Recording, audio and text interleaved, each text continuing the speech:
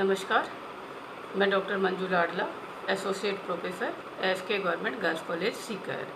आज का अपना टॉपिक है लाड़ सभा का मूल्यांकन। पिछली बार अपन ने लाड़ सभा का संगठन और उसकी शक्तियां देखी थी। अब अपन देखते हैं लाड़ सभा का मूल्यांकन करते हैं कि लाड़ सभा की जो रचना है, जो शक्तियाँ हैं, उसके बारे में काफ़ी आलोचना की जाती है और यहाँ तक कहा जाने लग गया कि लाड़ सभा को समाप्त किया जाना चाहिए। तो अपन सबसे पहले ये देखते हैं कि लाड़ सभा में क्या कमियां पाई जाती है या लाड़ सभा में क्या आलोचना की जाती है। तो लाड़ सभा की कमियां, आलोचना या इसका जो विपक्ष है वो अपन सबसे पहले देखते हैं। बहुत सारे विद्वानों ने इसकी आलोचना में अपने पक्ष में तर्क दिए हैं। सबसे पहला जो तर्क दिया जाता है वो ये दिया जाता है कि ये अप्रजातांत्रिक है। लाड़ सभा के ऊपर सबसे पहला आरोप ये लगाया जाता है कि लाड़ सभा की रचना अप्रजातांत्रिक तरीके से होती है, क्योंकि इसका तो चुनाव होता नहीं है, इसको मनोनीत या नियुक्त किया जाता है सम्राट के द्वारा। साथ ही इसके लिए ये भी है कि किसी के प्रति उत्तरदायी नहीं होती है। तो ये आरोप है कि ये अप्रजातांत्रिक है और इसका सबसे बड़ा कारण यही है कि ये वंश परंपरा के अनुसार चलती है। वंश परंपरा के अनुसार सदस्य बनते हैं, इसलिए इसको अप्रजातांत्रिक होने का आरोप लगाया जाता है। दूसरा जो आरोप है वो ये कहा जाता है कि ये धनी वर्ग का प्रतिनिधित्व करती है। अर्थात लाड़ सभा जो है उसमें जो सदस्य होंगे वो ज़्यादातर धनी वर्ग से आते हैं, क्योंकि जब सम्राट को कर की आवश्यकता थी, टैक्स की आवश्यकता थी, तो उसने ऐसे लोगों को इसमें बुलाया था, इसमें मनोनीत किया था, इसका सदस्य बनाया था जो ज़्यादा पैसे वाले होंगे और जो सरकार को टैक्स देंगे, सम्राट को टैक्स देंगे। तो जो सामंत थे, सरदार थे, इस तरह के जो व्यक्ति थे वो इसके सदस्य बनाए गए थे।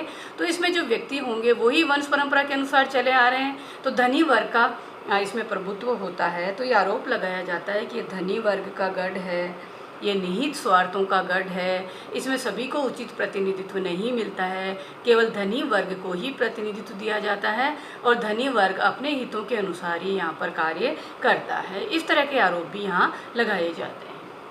फिर आता है अनुधार दल का प्रभुत्व है। ये भी कहा जाता है कि इसमें जो सदस्य थे प्रारंभ में वो अनुधार पार्टी के सदस्य थे। तो अनुधार पार्टी के जो सदस्य हैं उन्हीं का अभी बहुमत चला आ रहा होता है, तो अनुधार पार्टी के हितों के हिसाब से कार्य करते हैं। उधार पार्टी जब आती है तो ये कहा जाता है कि अनुधार पार्टी के ये जो सदस्य हैं अनुधार दल के कार्यक्रमों में बाधा उपस्थित करते हैं। तो अनुधारवादियों का बहुमत है या अनुधारवादियों की संख्या ज़्यादा है, इसलिए उनके पक्ष में भी ये काम करती है। इस तरह का आरोप भी यहाँ लगाया जाता है। फिर आता है कि प्रगतिशील कानूनों में बाधक।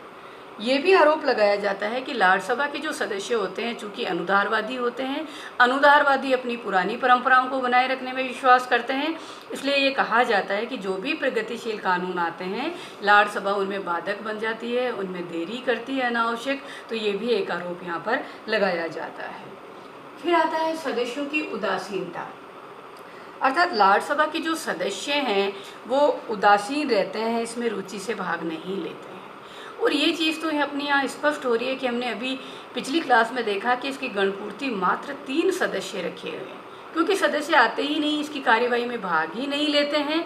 इसलिए ये भी एक कारण है कि इसकी कोई महत्व नहीं है, क्योंकि ये कार्य सही ढंग से नहीं कर पाती है।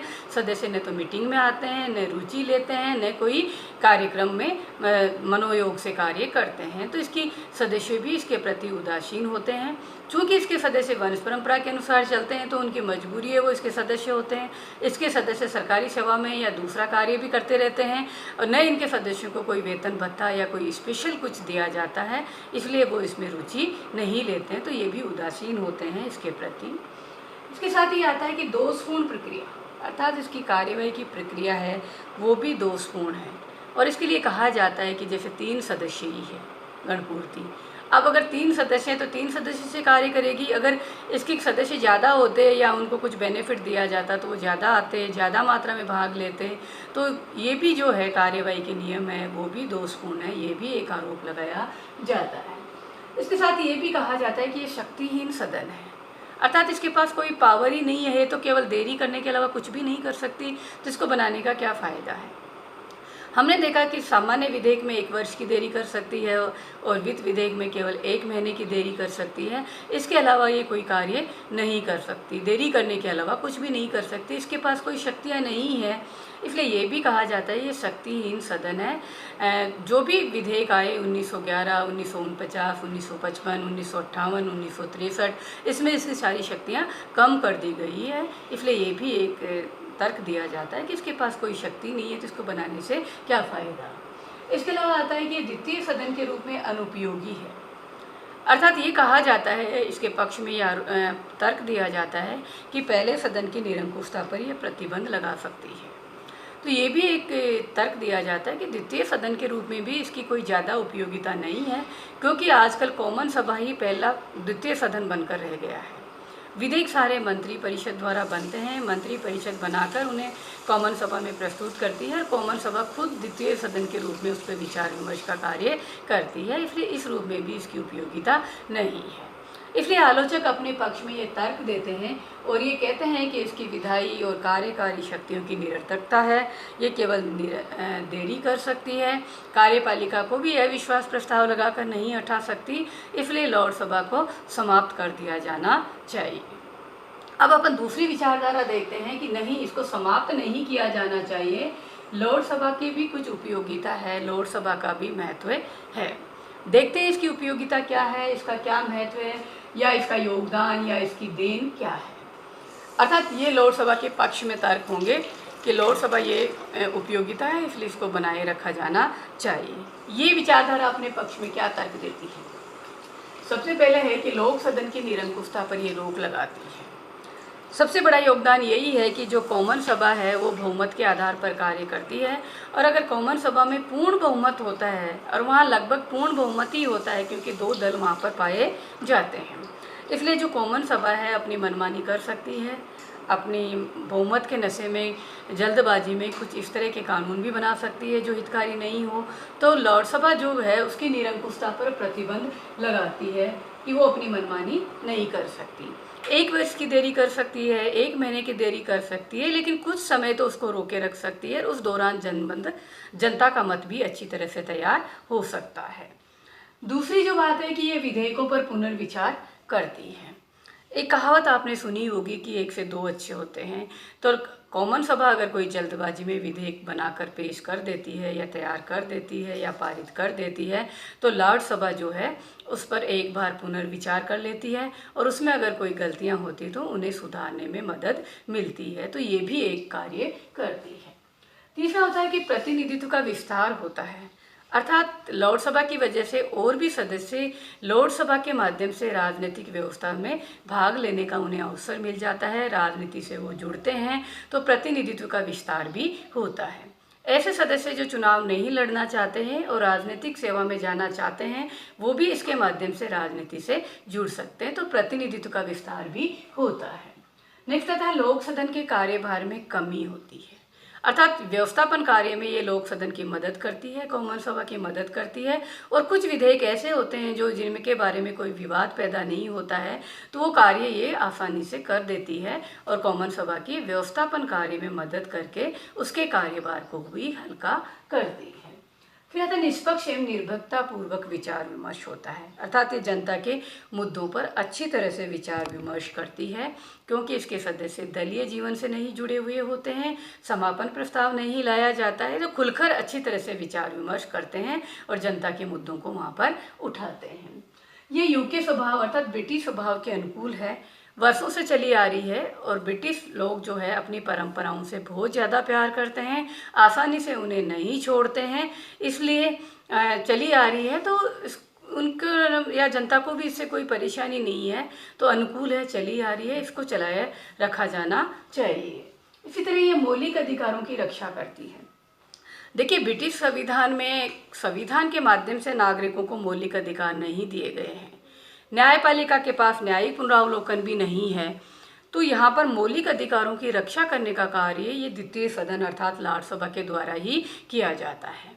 तो जनता के मौलिक अधिकारों का अगर हनन होता है या कुछ उसके विरोध में कोई कानून या नीतियाँ अपनाई जाती है, तो लॉर्ड सभा वहाँ पर जनता के अधिकारों की रक्षा करने का कार्य भी करती है। इस तरह से ये कहते हैं कि लाड़ सभा का यह महत्व है या लाड़ सभा ये कार्य करती है, इसलिए लाड़ सभा को समाप्त नहीं किया जाना चाहिए। अब हम अपना निष्कर्ष निकालेंगे कि क्या लाड़ सभा को समाप्त किया जाना चाहिए, क्योंकि आलोचक इसके पक्ष में अपने तर्क देते हैं और इसके पक्ष वाले अपने पक्ष में ये तर्क देते हैं। लेकिन हम कहेंगे कि नहीं, लाड़ सभा को समाप्त नहीं किया जाना चाहिए, क्योंकि संसदात्मक व्यवस्था है, द्विसदनात्मक व्यवस्था पिका उपयोगी है। आवश्यकता केवल इस बात की है कि लाड़ सभा की जो कमियां हैं उन्हें दूर करने का प्रयास किया जाना चाहिए, उनमें कुछ सुधार किया जाना चाहिए ताकि लाड़ सभा अच्छी तरह से कार्य करे। तो समाप्त करने की बजाय उसमें कुछ सुधार किया जा सकता है। जैसे फॉर एग्जाम्पल, वंश परंपरागत सदस्यता समाप्त कर दी जानी चाहिए और अप्रत्यक्ष निर्वाचन और आंशिक मनोनयन का तरीका अपनाया जाना चाहिए। हालांकि वहाँ पर ये किया जा रहा है, वंश परंपरागत सदस्यता धीरे धीरे कम करते जा रहे हैं, क्योंकि इसको ऐच्छिक कर दिया गया तो काफ़ी सदस्य इसकी सदस्यता छोड़ भी रहे हैं और सरकार की मंशा भी यही है कि धीरे धीरे इसको कम किया जाए। तो आंशिक मनोनयन और अप्रत्यक्ष चुनाव का तरीका अपनाया जा सकता है। इसकी सदस्य संख्या जैसे अभी अपन बात करें 743 चल रही है, जब शुरुआत देखते हैं तो ये 1200 के करीबन इसकी सदस्य संख्या हुआ करती थी, तो इसकी सदस्य संख्या को भी सीमित किया जाना चाहिए। तीसरा, हम ये कह सकते हैं कि इसकी जो गणपूर्ति है वो बढ़ाई जानी चाहिए और जो निर्णय हैं वो बहुमत से लिए जाने चाहिए। 30 सदस्यों के सिग्नेचर से कोई भी विधेयक को ये पास करती है, 3 इसकी गणपूर्ति है, इसको चेंज किया जाना चाहिए और बहुमत से निर्णय और गणपूर्ति के बारे में नियम बनाया जाना चाहिए, बढ़ाया जाना चाहिए। नेक्स्ट हम ये कह सकते हैं कि सामान्य जो विधेयक है उसमें इसको कॉमन सभा के बराबर शक्ति दी जानी चाहिए। वित्तीय विधेयक में 1 महीने का हो सकता है, लेकिन सामान्य विधेयक में इसको उसके बराबर शक्तियाँ दी जानी चाहिए। साथ ही इनके सदस्यों को भी वेतन भत्ते और पेंशन की सुविधा दी जानी चाहिए। अगर इस तरह के सुधार हम वहाँ पर कर सकते हैं, किए जा सकते हैं, तो लाड़ सभा भी अच्छी तरह से कार्य करेगी। जैसे फॉर एग्जांपल हमारे यहाँ पे राज्यसभा कर रही है और ये सारे तरीके हमारे यहाँ पर विद्यमान हैं। तो इस तरह के सुधार किए जा सकते हैं ताकि लाड़ सभा का महत्व बना रहे और ये अच्छी तरह से अपना कार्य करे। धन्यवाद।